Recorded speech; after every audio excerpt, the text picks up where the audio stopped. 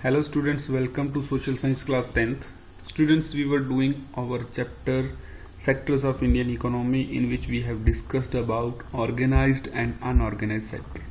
As we have seen that the workers are not secure in unorganized sector. How can we secure them? So let us discuss this question, how to protect workers in unorganized sector. So student, the organized sector offers jobs that are most sought after, but the employment opportunity in the organized sector have been expanding very slowly. It is also common to find many organized sector enterprises in unorganized sector. They adopt such strategies to evade taxes and refuse to follow law that protect laborers. So student, देखिए, organized sectors are limited in India, but unorganized sector are very large in number. So it is obvious that people of majority, they are opting the unorganized sector because there are low or less opportunities in the organized sector. So they adopt such strategies to, so some organization also act as unorganized sector because they did not want to pay taxes and refuse to follow the law of labor, protect laborers. As a result, the large number of workers are forced to enter in the unorganized sector jobs which pay a low salary. They are often exploited and not paid a fair wages. So in this manner they are exploited. The workers are exploited in this manner. Their earning is low and their work is not regular. The jobs are not secure and have no benefits, as we have discussed in the organized and unorganized sector. So they are exploited quite.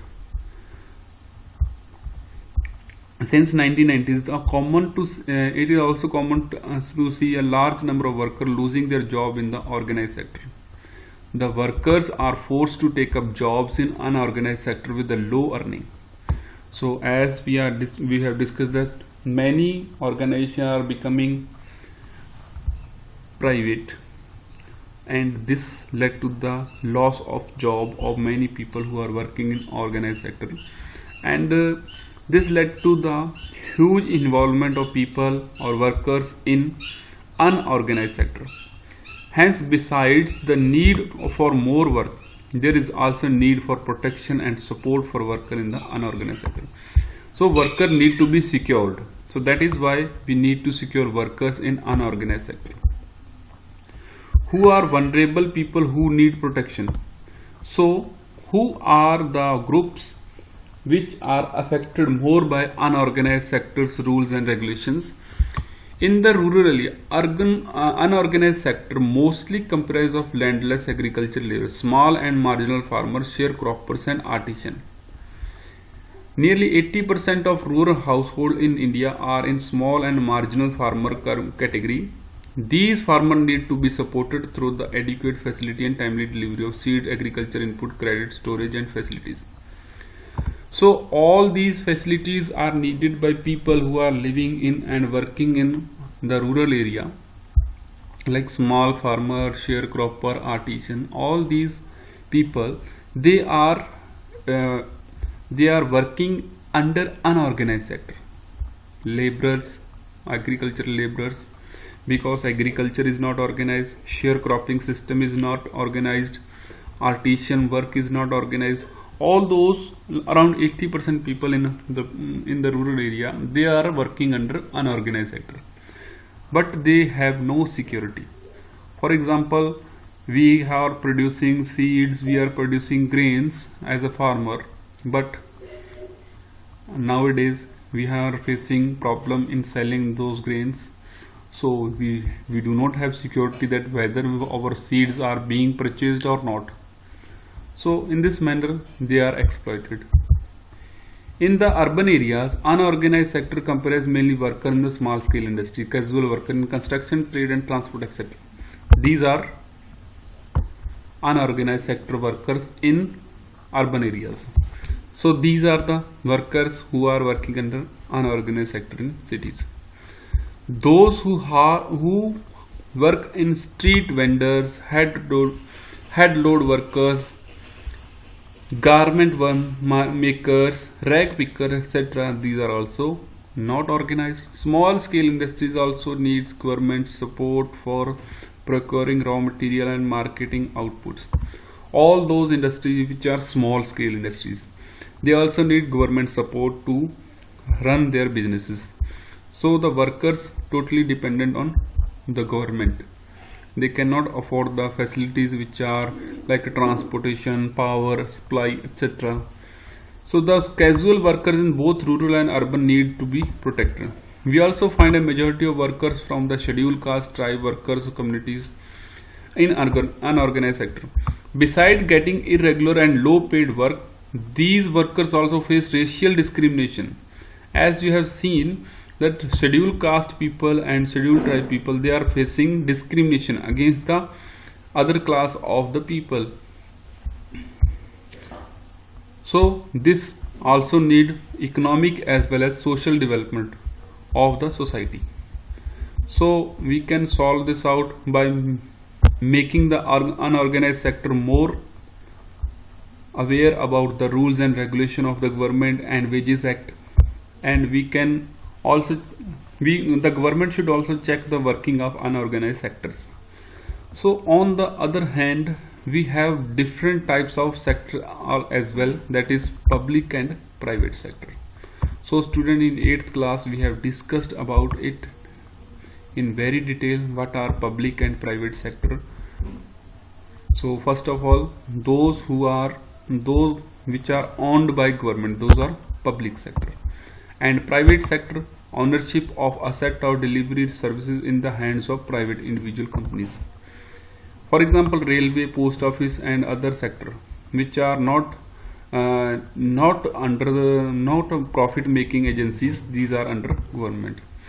So student, keep in mind, public sector activities or public sector industries are only for the well-being of country.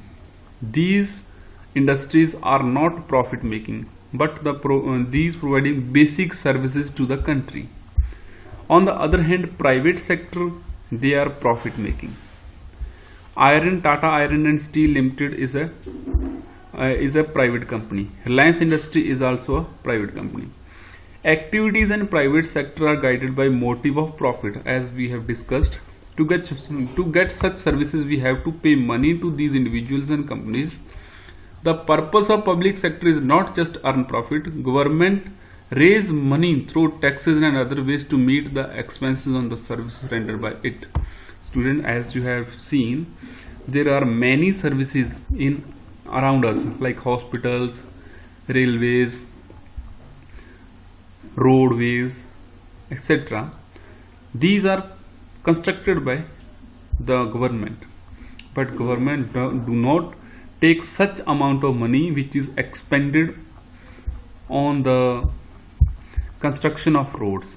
The expenditure of road is quite higher, but the government do not introduce such kind of taxes to get the amount for which the roads, railways and hospitals are constructed, as well as schools also. Government is paying too much salary to the teachers as well as doctor, but the charges taken from the people or the public, they are very less. So this is the difference between private and public sector. Public sector activities or public sector companies are not profit making. Collecting of money from thousands of people who are use facilities is not easy. Even if they do not provide these things, they would charge a high rate of use. For example, construction of road, as I have discussed these things, you can read this. So students, this is the factor which affect the working of public sector. So public sector is also not profit making, and they do not charge as much as amount of money which are spent on the construction or making that facility. There are some activities which the government has to support the private sector may not continue their production of business use unless the government encourage it. For example, selling electricity as a cost of generation may push up the cost of production of goods in the many industries. Many units, especially small scale units, so they might have to shut. Government here step in by the producing supplying electricity on the rates which industries can afford.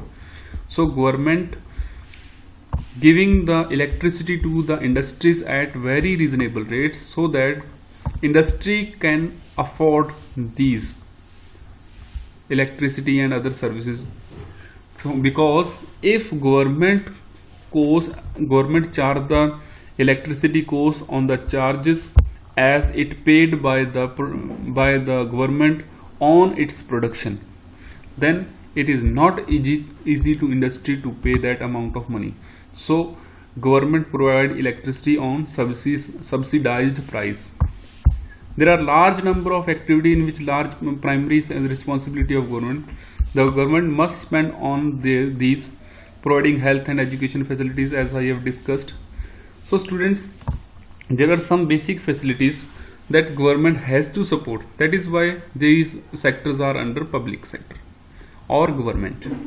So this is the difference between government sector and private sector. So student, this question is, what is the difference between government, public sector and private sector? So in this manner we have completed our chapter. We can take test also. Thank you.